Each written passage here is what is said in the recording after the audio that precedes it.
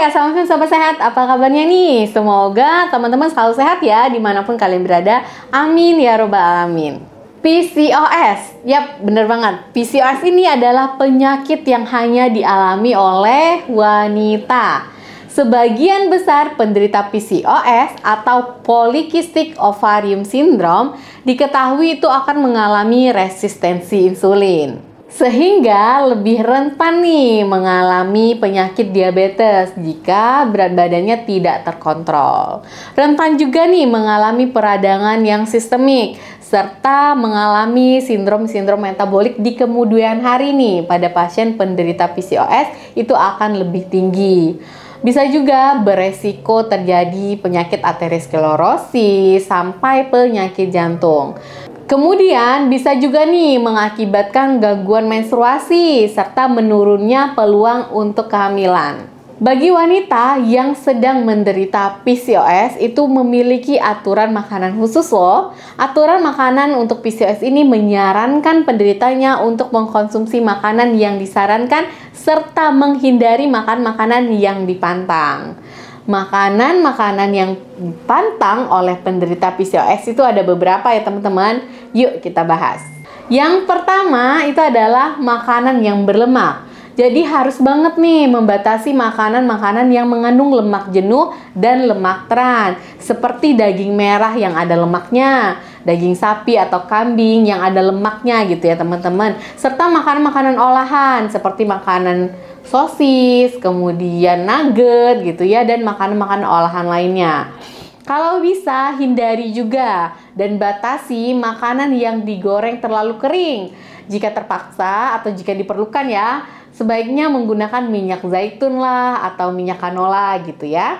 Kemudian hindari juga nih mengkonsumsi produk susu atau turunan-turunan dari susu ya, seperti keju lah, yogurt, margarin secara berlebihan.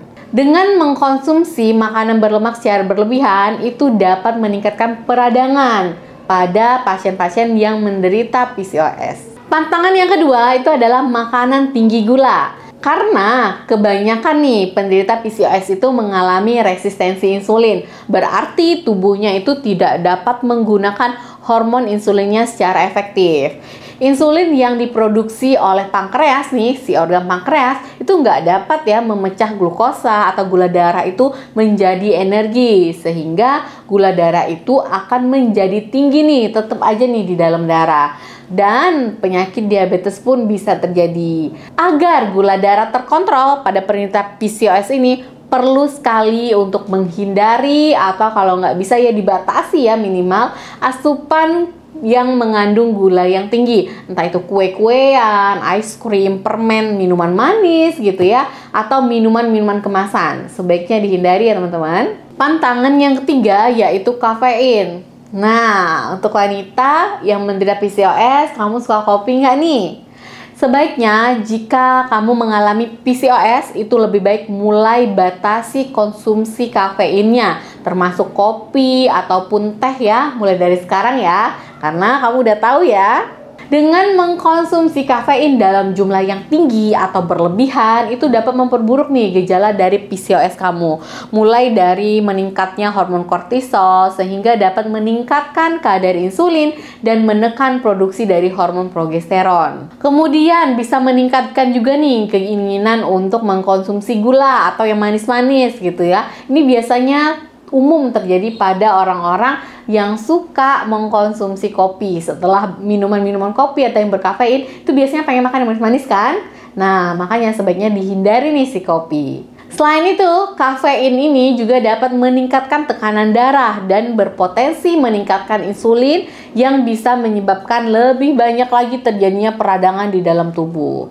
Dengan kehilangan lebih banyak vitamin yang berguna untuk mengontrol berat badan seperti vitamin B2, vitamin B3, B5, B6 itu karena kopi ini bisa bersifat diuretik teman-teman. Jadi kalau bisa ya sebaiknya si kafein atau kopi ini dihindari atau enggak dikonsumsi sama sekali ya. Pantangan yang keempat yaitu adalah karbohidrat sederhana. Loh, kok karbohidrat gimana dok? Berarti nggak boleh makan karbo nih gitu ya. Yuk kita bahas dulu ya teman-teman. Karbohidrat sederhana itu juga termasuk pantangan makanan untuk penderita PCOS. Contohnya roti yang warnanya putih, tepung terigu, kemudian nasi nih, tapi nasi putih aja teman-teman. Nasi putih itu dibatasi konsumsinya, kalau sedikit ya nggak masalah gitu ya. Kentang goreng, kemudian pastry, kemudian pasta atau mie gitu ya, yang terbuat dari tepung terigu lah, itu sebaiknya dihindari. Karena karbohidrat yang sederhana atau simplek ini dicerna dengan tubuh itu cepat banget, jadi memiliki indeks glikemik yang cukup tinggi sehingga bisa menyebabkan lonjakan dari kadar gula darah gitu ya. Kalau nasi merah itu boleh karena indeks glikemiknya itu lebih rendah, dia menyebabkan lonjakan gula darahnya itu nggak cepet-cepet banget gitu ya, nggak tinggi-tinggi banget. Pantangan yang kelima itu adalah makanan yang asin. Nih, siapa nih yang suka makan makanan yang asin? Pikir lagi ya, karena asupan natrium. Kembali lagi nih, natrium gitu ya. Natrium yang berlebih itu bisa menyebabkan hipertensi, tekanan darah tinggi. Jadi disarankan kalau udah tahu ya, mulai sekarang kamu harus mengurangi nih asupan natrium. Selalu cek nih label makanan kemasan kalau memang mengkonsumsi makanan kemasan gitu ya, yang terpaksa gitu ya. Dan pastikan juga kamu memilih makan makanan yang kadar natriumnya itu rendah. Selain itu, kurangi juga nih kalau masak sendiri gitu ya, kurangi garamnya di masakan kamu. Bisa kamu gantiin sama rempah-rempah lain, misalnya bawangnya dibanyakin, bawang putihnya dibanyakin gitu ya, agar masakannya enak walaupun garamnya sedikit. Pantangan yang keenam yaitu alkohol.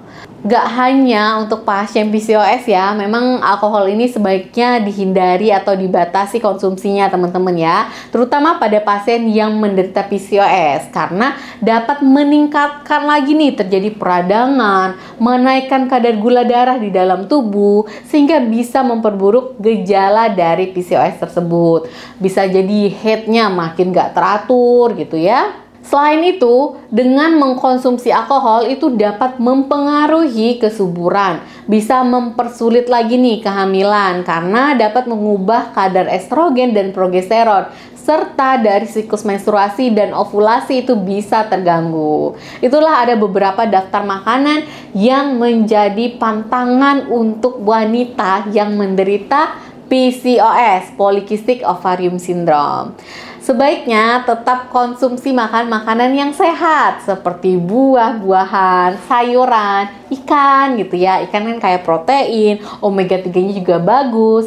Susu pilihlah yang low fat, kemudian rutin olahraga untuk mengontrol berat badan tubuh agar tidak terlalu tinggi nih lonjakannya.